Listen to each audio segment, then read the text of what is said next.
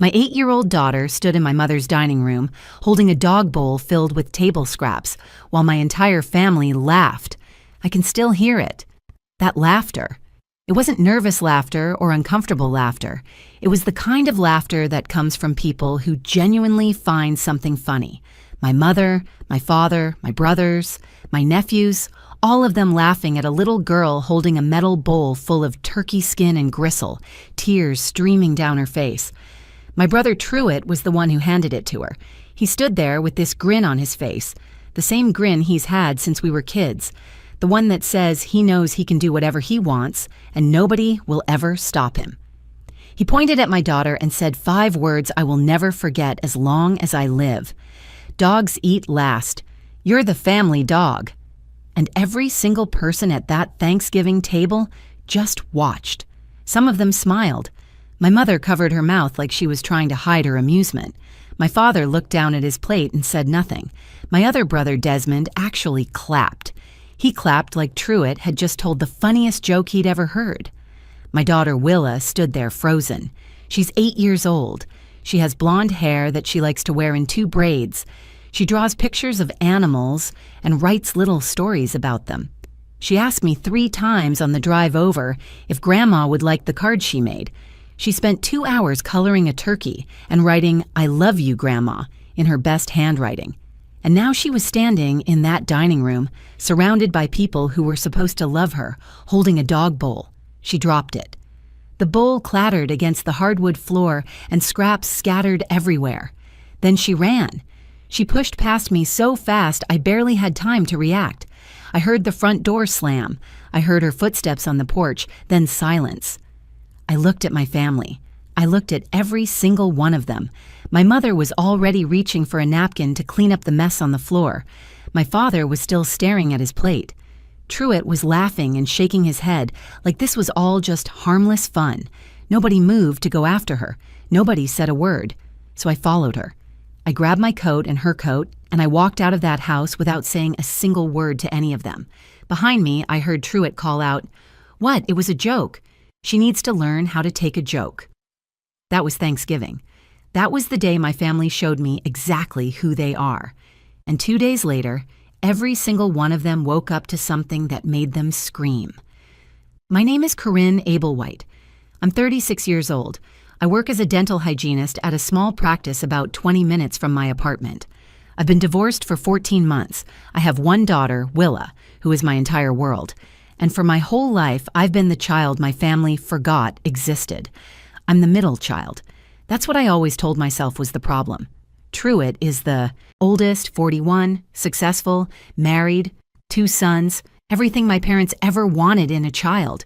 Desmond is the youngest, 33, still lives in my mother's basement, has never held a job for more than 6 months, but somehow he's still the baby who needs protecting. And then there's me, Corinne, the one in the middle. The one nobody ever worried about because I never caused any trouble.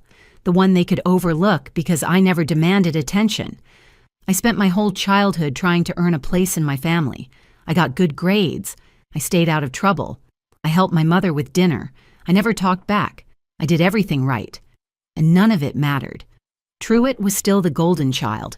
Desmond was still the baby. And I was still invisible. When I got married, I thought maybe things would change. I thought my family would see me as an adult, as someone who had her own life, her own value. But my mother spent my entire wedding reception talking about how Truett's wedding had been bigger. When I announced I was pregnant with Willa, my father nodded and went back to watching television. When I brought Willa home from the hospital, my mother visited once. She stayed for 45 minutes and spent most of it criticizing how I had arranged the nursery. And then came the divorce. I didn't want to get divorced. I tried everything to save my marriage. Counseling, conversations, compromises. But my husband had already made up his mind. He wanted out. He moved to another state 3 weeks after the paperwork was finalized. He calls Willa on her birthday. That's about it. When my family found out about the divorce, I thought maybe they would offer support. Maybe they would check on me. Maybe they would help with Willa while I figured out how to be a single mother. Instead, my mother said, "Well, I can't say I'm surprised. You always did have trouble keeping things together." Truett called me the cautionary tale. He actually said that at Easter dinner last year. He pointed at me and told his sons, "See, boys, this is what happens when you make bad choices. You end up like Aunt Corinne." Desmond just laughed. He always laughs at whatever Truett says. And my father? My father said nothing. He's never said anything. He just sits there and watches while his family tears each other apart, and he never opens his mouth. That's my family. Those are the people I drove 2 hours to see on Thanksgiving. Those are the people I brought my daughter to visit because she begged me, because she wanted to see her grandmother, because she made a card, because she thought maybe this year would be different. I should have known better. I should have protected her. I should have kept her far away from all of them. But I didn't. And my daughter paid the price. She stood in that dining room holding a dog bowl full of scraps while my family laughed at her. She heard her uncle call her a dog. She saw her grandmother smile. She watched her grandfather do nothing. And then she ran. I found her at the end of the driveway sitting on the cold curb, sobbing so hard she could barely breathe. I wrapped my coat around her and held her against my chest and felt her whole body shake. "Mommy," she said between sobs, "why did they hate me? What did I do wrong?" That question from my 8-year-old daughter, that question broke something inside me that I didn't even know could still break. I had spent my entire life accepting how my family treated me. I had made excuses for them. I had told myself that all families were like this. I had convinced myself that I was being too sensitive, that I needed to learn how to take a joke, that I just needed to try harder and eventually they would love me the way I needed to be loved.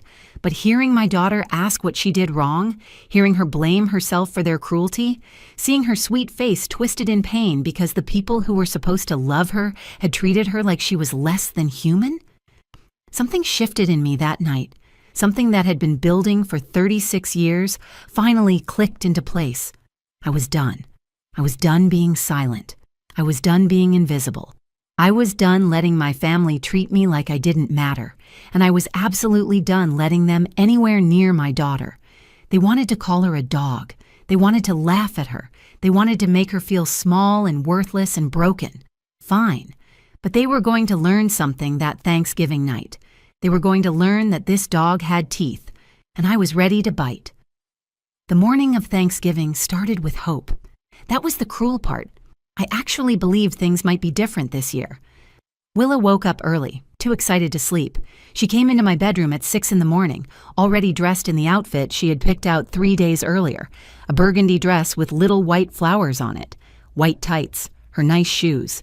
She had even attempted to braid her own hair, though it was lopsided and falling apart on one side. "Mommy, can you fix my braids? I want to look pretty for Grandma." I sat up in bed and looked at my daughter. She was practically glowing.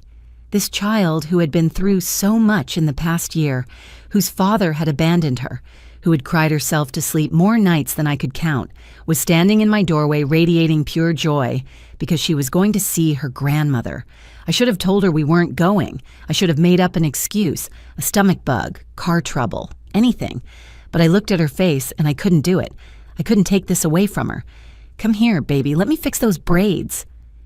She sat on the floor between my knees while I redid her hair, and she talked nonstop about the cards she had made. She had drawn a turkey with colorful feathers, and she had written a message inside. She made me promise not to read it because it was private, just for Grandma. She had also drawn a smaller card for Grandpa, and one for Uncle Truett, and one for Uncle Desmond. "Do you think they'll like them?" she asked. "I think they'll love them," I said. That was the first lie I told that day. We left the apartment around noon. It was a 2-hour drive to my parents' house, and Willa spent most of it looking out the window and asking questions. Would Griffin and Hayes want to play with her? Would Grandma make her special mashed potatoes? Could she help set the table? I answered her questions with a smile plastered on my face, but inside I was already bracing myself. I knew what my family was like. I knew how they treated me. But I told myself that they would never be cruel to a child. I told myself that whatever problems they had with me, they would leave Willa out of it. I was wrong. We pulled into the driveway at 2:15. The house looked beautiful. My mother always went all out for holidays. Wreaths on the door, candles in every window, the smell of roasting turkey drifting out into the cold November air. It looked like something from a magazine. It looked warm and welcoming and perfect. Appearances were everything to my mother. Willa unbuckled her seatbelt before I even turned off the engine. "Come on, Mommy, let's go!" I grabbed the pie I had made from the back seat. Pecan pie, my grandmother's recipe. I had spent 2 hours on it the night before, making sure the crust was perfect, making sure the filling was just right. I thought maybe if I contributed something, my mother would have one less thing to criticize. We walked up to the front door, and Willa rang the bell. She was bouncing on her heels, clutching her handmade cards against her chest. The door opened, and my mother appeared, wearing a cream-colored sweater and perfectly pressed slacks. Her hair was styled. Her makeup was flawless. She looked like she was hosting a photo shoot, not a family dinner. "Oh," she said, looking at us, "you actually came." Not hello, not happy Thanksgiving, not look how pretty you look, Willa. Just, "Oh, you actually came," delivered in a tone that made it clear she had been hoping we wouldn't. "Hi, Mom. Happy Thanksgiving." I held up the pie. I brought dessert. She glanced at it without interest. "You can put that in the kitchen. I already made 3 pies, but I suppose we can find room." Willa stepped forward, holding out her cards. "Grandma, I made you something. I drew it myself." My mother looked down at my daughter like she was examining something mildly inconvenient. She took the card without opening it. "That's nice, dear. Why don't you go find your cousins? They're in the living room." She turned and walked away, leaving us standing in the doorway. Willa's face fell for just a moment. Then she recovered, because that's what she does. She finds the good in everything. She tells herself that Grandma is just busy, that Grandma will look at the card later, that Grandma didn't mean to seem dismissive. We walked inside, and that's when I noticed the table. The dining room table was set beautifully. My mother's good china, cloth napkins, crystal glasses, and exactly enough chairs for everyone except me and my daughter. Truett was lounging in the living room with Kendra. Griffin and Hayes were playing video games, ignoring everyone. Desmond was sprawled on the couch, scrolling through his phone. My father was sitting in his recliner, watching football, already checked out of everything happening around him. Nobody got up when we walked in. Nobody said hello. Truett glanced over his shoulder and smirked. "Well, look who decided to grace us with her presence, the divorcee and her kid." Kendra laughed. Griffin and Hayes didn't even look up. Willa's hand found mine. She squeezed my fingers, and I squeezed back. "Happy Thanksgiving to you too, Truett," I said. He turned back to the television without responding. I led Willa to the corner of the living room, away from everyone else, and we sat down together on a small love seat that was clearly meant to be decorative, not functional. It was hard and uncomfortable, and I realized that's exactly why we had been directed there. We were an afterthought, an inconvenience. Guests who had shown up to a party where they weren't wanted. My mother emerged from the kitchen and clapped her hands. "Dinner in 30 minutes. Truett, can you get the folding chair from the garage? We need extra seating." 1 folding chair for 2 people. That's when I knew. That's when I understood that everything I had hoped for was a fantasy. My family hadn't changed. They never would. But I stayed. I stayed because Willa had looked so happy that morning. I stayed because I wanted to give her one good memory. I stayed because I didn't know yet just how bad it was going to get. That was my mistake. Dinner was called at 3 o'clock. Everyone moved to the dining room, and I watched as my family took their seats. Truett sat at the head of the table, right next to my father, like he was the co-patriarch of this family. Kendra sat beside him, then Griffin and Hayes. My mother sat at the other end, closest to the kitchen, so she could monitor everything. Desmond took the seat next to her. That left the corner, the very end of the table crammed against the wall where a single folding chair had been placed. "Corinne, you and Willa can share," my mother said without looking at us. We didn't have time to get another chair. They owned 8 dining chairs and at least 4 folding chairs. I had seen them in the garage when I was growing up, but apparently finding one more was too much trouble for their granddaughter. I didn't argue. I just guided Willa to the folding chair and sat down, pulling her onto my lap. She was too big for this. Her knees bumped the table. But she didn't complain. She just settled against me and waited. Truett carved the turkey with a theatrical flourish, making comments about how he had learned the proper technique from a cooking show. Plates were passed around the table.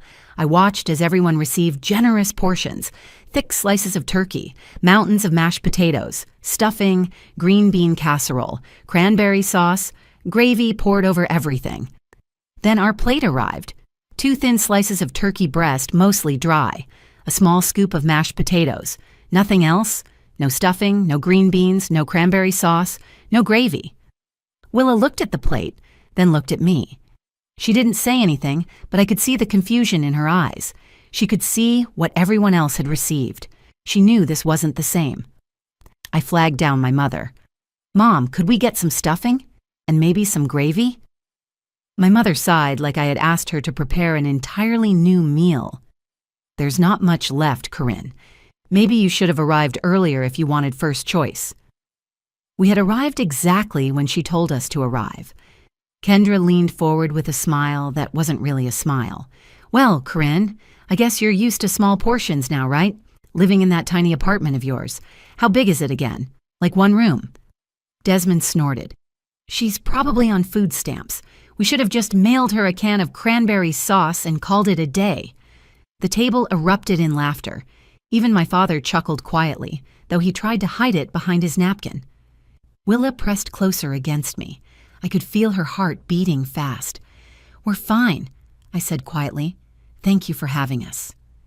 The meal continued.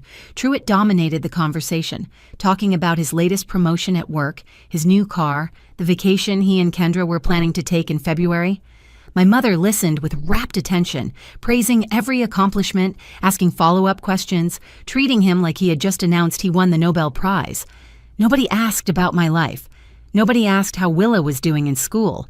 Nobody acknowledged that we existed except to make jokes at our expense. Willa tugged my sleeve and whispered, "Mommy, can I have some stuffing, please?" It was such a small request, stuffing. My daughter just wanted some stuffing. I looked at the bowl, which was still half full, sitting right in front of my mother. "Mom, could you please pass the stuffing?" My mother glanced at the bowl, then at Willa, then back at me. "There's really not enough to go around, Corinne. Maybe next year you can contribute a dish instead of showing up empty-handed." I had brought a pie. I had told her about the pie. It was sitting in her kitchen right now. "I brought a pie," I said. "Pecan," she said dismissively. "I already made pecan, and pumpkin and apple. I'm not sure what we're going to do with 4 pies." Griffin and Hayes started whispering to each other, glancing at Willa and giggling. Hayes said something to his brother, and they both laughed louder. Then Hayes looked directly at Willa and said, "You're so skinny. Does your mom even feed you?" Willa's face crumpled. She looked down at her lap, and I saw a tear drop onto her dress. "Hayes," I said firmly, "that's not appropriate." Kendra immediately jumped to her son's defense. "He's just asking a question, Corinne. Don't be so sensitive." "Yeah," Truett added.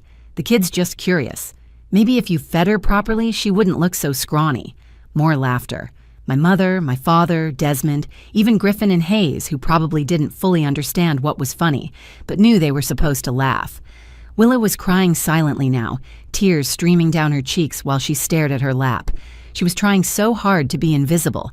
She was trying so hard not to make things worse. My hands were shaking. I wanted to stand up and scream at every single one of them. I wanted to flip the table over. I wanted to grab my daughter and run, but I didn't. I sat there frozen, just like my father, telling myself it would be over soon, telling myself we just had to get through dessert, telling myself that making a scene would only make things worse. That was the last normal moment. That was the last second before everything changed. Because that's when dinner ended and people started moving to the living room. That's when Willa stayed behind to finish the small amount of food on her plate because she was still hungry. That's when Truett disappeared into the kitchen. And that's when he came back holding a metal dog bowl filled with scraps. I found Willa at the end of the driveway, sitting on the frozen curb with her arms wrapped around her knees. The temperature had dropped since we arrived, and her breath came out in little white clouds. She was shaking, and I couldn't tell if it was from the cold or the sobbing. I ran to her and wrapped her coat around her shoulders, then pulled her against my chest and held her as tightly as I could. She buried her face in my sweater and cried so hard her whole body convulsed. I had never heard my daughter make sounds like that before. It was like something inside her had broken. "Mommy," she gasped between sobs, "why do they hate me? What did I do wrong?" I felt those words like a physical blow. My 8-year-old daughter, who had done nothing but exist, was asking me what she did to deserve being treated like an animal. She was blaming herself for their cruelty. She thought this was her fault. "Listen to me," I said, pulling back to look at her face. I held her cheeks in my hands and made her meet my eyes. "You didn't do anything wrong. Nothing. Do you understand me? You are perfect. You are kind and smart and wonderful, and what they did in there has nothing to do with you. That was about them. That was their cruelty, their ugliness, their failure. Not yours. Never yours." She nodded, but I could see she didn't fully believe me. How could she? She had just experienced something that no child should ever experience, and the people who did it to her were supposed to be her family. I helped her stand and walked her to the car. I buckled her into the back seat and turned the heat on full blast. Then I stood outside the car for a moment, looking back at my parents' house. The windows glowed with warm light. I could hear laughter from inside. They were probably already talking about how oversensitive I was, how Willa needed to toughen up, how the whole thing was just a harmless joke. I got in the car and drove away. I didn't say goodbye. I didn't go back for the pie. I just left. Willa fell asleep about 30 minutes into the drive, exhausted from crying. I glanced at her in the rearview mirror, at her tear-stained face and her lopsided braids and her burgundy dress with the little white flowers. She had been so excited that morning. She had wanted so badly to be loved. Something shifted inside me during that drive. It was like a door that had been locked for 36 years finally swung open, and I could see clearly for the first time. I had spent my entire life accepting the way my family treated me. I had made excuses. I had convinced myself that I was the problem, that if I just tried harder or stayed quieter or asked for less, they would eventually love me properly, but they never would. I understood that now. They were incapable of it. Not because of anything I had done or failed to do, but because cruelty was woven into the fabric of who they were. They enjoyed making people feel small. It gave them power. It made them feel important. And now, they had done it to my daughter. I gripped the steering wheel so hard my knuckles turned white. Willa had asked what she did wrong. My sweet girl who drew cards and braided her own hair and just wanted her grandmother to love her, she asked what she did wrong. By the time I pulled into our apartment complex, I had made a decision. I was done being silent. I was done protecting people who had never once protected me. I was done pretending that my family was anything other than what they actually were. That night, after Willa was asleep, I sat at my kitchen table with my laptop open. I stared at the screen for a long time, thinking about what I wanted to say. I thought about my mother and her precious reputation at church. I thought about Truett and his important job. I thought about all the people in their lives who believed they were good, decent, respectable people. They had built their entire identities on appearances. They had spent decades cultivating an image of the perfect family, and I had helped them do it by staying silent. Not anymore. I started with the post. I wrote everything. The dog bowl, the scraps, the words my brother said, the laughter, my daughter running out into the cold. I wrote about the folding chair and the tiny portions and the comments about food stamps. I wrote about 36 years of being invisible, and I wrote about watching my daughter experience the same cruelty I had endured my whole life. Then I posted it, publicly, with my full name attached, but I wasn't finished. The next morning, I started making phone calls. I called Pastor Holbrook at my mother's church and told him what happened at Thanksgiving dinner. I called the insurance company where Truett worked and asked to speak with someone in human resources. I called Desmond's ex-girlfriend, a woman named Patrice, who had once confided in me about how the family treated her. I called neighbors. I called old family friends. I called anyone who had ever believed the Abel White family was something special. I didn't lie. I didn't exaggerate. I simply told the truth. And then I waited. 2 days after Thanksgiving, my phone started buzzing with notifications. I ignored them at first because I was making breakfast for Willa, pancakes with chocolate chips, her favorite. She was still quiet, still fragile from what happened, but she smiled when I put the plate in front of her. That smile was everything to me. Then my phone buzzed again, and again, and again. I picked it up and saw that my post had been shared over 400 times. Comments were pouring in. Messages filled my inbox. People I hadn't spoken to in years were reaching out, telling me they had no idea, telling me they were so sorry, telling me they always suspected something was off about the Ablewhites, but the real chaos was just beginning. At 6:47 that morning, my mother woke up to a phone call from Pastor Holbrook.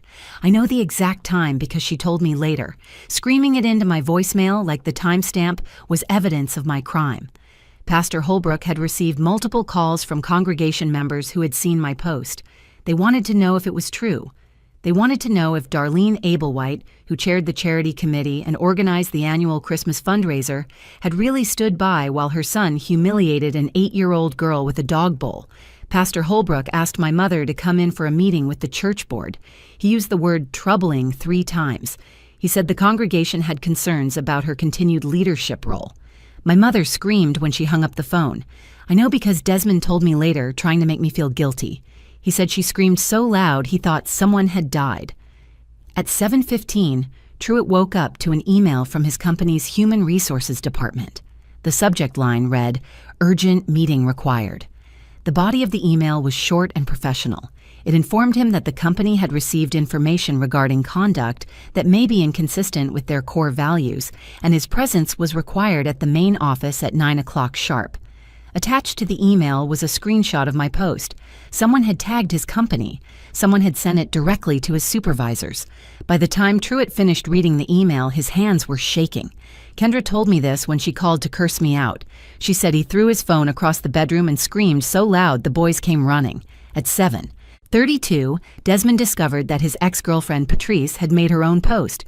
She shared my story and added her own experiences. She wrote about how the Ablewhite family had treated her during the 2 years she dated Desmond. She wrote about the comments Darlene made about her weight. She wrote about Truett calling her Desmond's charity case at a family barbecue. She wrote about the time Desmond told her she was lucky he was even willing to be seen with her. Her post was shared even more than mine. People started adding their own stories in the comments. Former classmates of Truett who remembered his bullying, neighbors who had witnessed my mother's cruelty, co-workers of my father who said he watched everything and never intervened. The Ablewhite family's carefully constructed image was crumbling in real time. By noon, my mother had been asked to step down from all 3 of her church committees. The neighborhood association president called to suggest that perhaps the Ablewhites should skip the Christmas party this year, just until things settled down. 2 of my mother's closest friends stopped returning her calls. By 3 o'clock, Truett had been placed on administrative leave pending an internal review. It wasn't because of what he did at Thanksgiving, it was because of what he did after.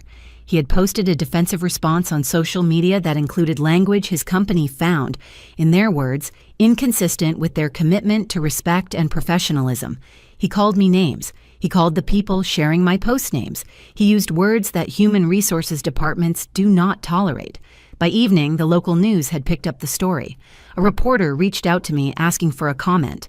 I declined, but others didn't. Patrice gave an interview. A former neighbor gave an interview. Someone who claimed to have gone to high school with Truett gave an interview. The Ablewhites were being exposed, and there was nothing they could do to stop it. My phone rang at 8 o'clock that night. It was my father. "Corinne." His voice sounded hollow. "Please, take it down, please. Your mother hasn't stopped crying. Truett might lose his job. The church called, the neighbors are talking. Please, Corinne, we're your family." I was quiet for a moment. I listened to my father breathe. I thought about all the times he had watched his children be cruel and said nothing. I thought about him sitting in his recliner while my brother handed my daughter a dog bowl. "Dad," I said, "did you see Truett get that bowl from the kitchen?" Silence. "I saw him walk toward the kitchen," he finally admitted, "and you didn't stop him." "I didn't think he would actually do anything." "You never think, Dad. You never do anything. You just watch." "Corinne, please." "No," I said. I'm not taking it down. For the first time in my life, I told the truth about this family. If the truth destroys you, that's not my fault, that's yours. I hung up, and I felt nothing but peace. The weeks that followed Thanksgiving were the quietest of my life. No phone calls from my mother criticizing my choices, no passive-aggressive texts from Truett, no awkward holiday gatherings where I had to pretend everything was fine. Just silence. And for the first time, that silence felt like freedom. Christmas came, and Willa and I spent it alone in our small apartment. We decorated a tiny tree with ornaments we made ourselves. We baked cookies and watched old movies and stayed in our pajamas until noon. There were no fancy china plates or cloth napkins. There was no perfectly roasted turkey or 3 kinds of pie. There was just me and my daughter, wrapped in a blanket on the couch, drinking hot cocoa and laughing at nothing in particular.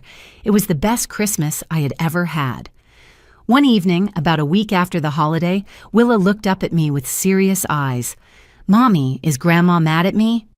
I pulled her onto my lap, even though she was getting too big for it, and I held her close. "Grandma isn't mad at you, baby. What happened had nothing to do with you. Grandma and the rest of the family are dealing with something that they created themselves. You did nothing wrong.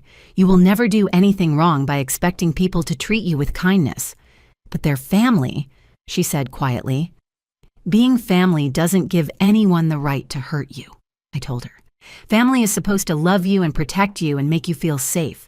Anyone who can't do that doesn't deserve to be in your life, even if you share the same blood." She thought about that for a moment.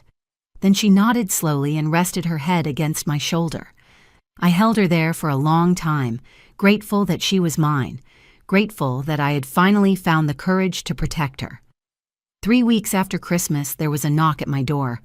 I opened it to find my father standing on the welcome mat. He looked older than I had ever seen him. His shoulders were slumped. His eyes were red and tired. He wasn't wearing a coat despite the cold. "Can I come in?" he asked. I hesitated.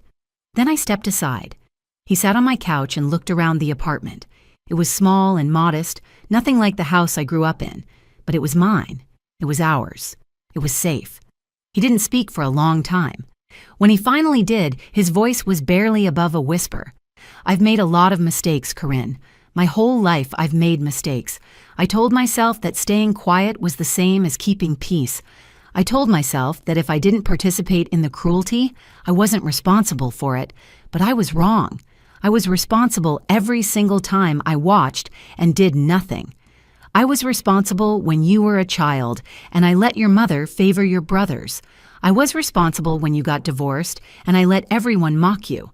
I was responsible at Thanksgiving when I saw Truett walk into that kitchen, and I didn't move from my chair. I sat across from him, but I didn't respond. I just let him talk. I'm not asking you to forgive me," he continued. "I don't deserve that. I'm not asking you to take down what you wrote. The truth needed to be told. I'm asking if I can try to be different, if I can be a grandfather to Willa, a real one who protects her instead of sitting by while she gets hurt." I looked at my father for a long time. I saw the man who had failed me over and over again, but I also saw something I had never seen before. I saw regret. I saw shame. I saw someone who finally understood what his silence had cost. "I don't know, Dad," I said honestly. "I really don't know if that's possible." "That's fair," he said. "That's more than fair." He stood up slowly and walked toward the door. Before he left, he turned back to face me. "For what it's worth, Corinne, I'm proud of you. I should have said that a long time ago. You're a good mother, better than any of us deserved." Then he was gone. That night, I sat on the edge of Willa's bed while she drifted off to sleep.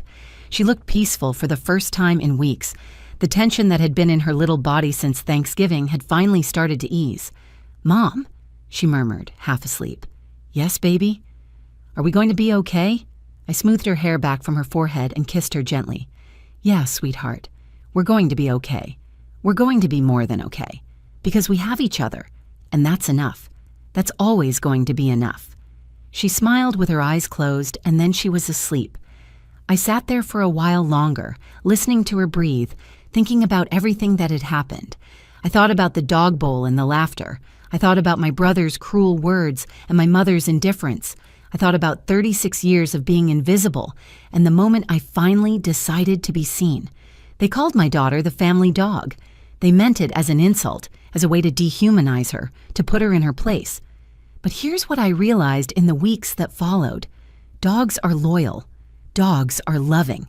Dogs protect the people they care about. Dogs love unconditionally and never ask for anything in return except to be loved back. If that's what they saw when they looked at my daughter, then maybe being called the family dog wasn't the insult they intended. Maybe it was a compliment that they were too cruel to understand. We didn't need a family that couldn't see her worth. We didn't need people who confused cruelty for humor and silence for peace. We just needed each other, and that was more than enough. If this story touched your heart, I want to ask you for a small favor. Take a moment to share this video with someone who might need to hear it. Maybe someone who is dealing with a difficult family situation. Maybe someone who needs to know that they deserve better. Your shares help more than you know. Drop a comment below and tell me your thoughts. Have you ever had to walk away from family to protect yourself or someone you love? I read every single comment and I want to hear your story. And if you haven't already, please subscribe to this channel and hit that notification bell so you never miss another story. We post new videos every week, and every single one of them is about ordinary people finding the courage to stand up for themselves. Thank you for watching. Thank you for being here. And remember, you are worthy of love and respect, no matter what anyone tells you. Until next time.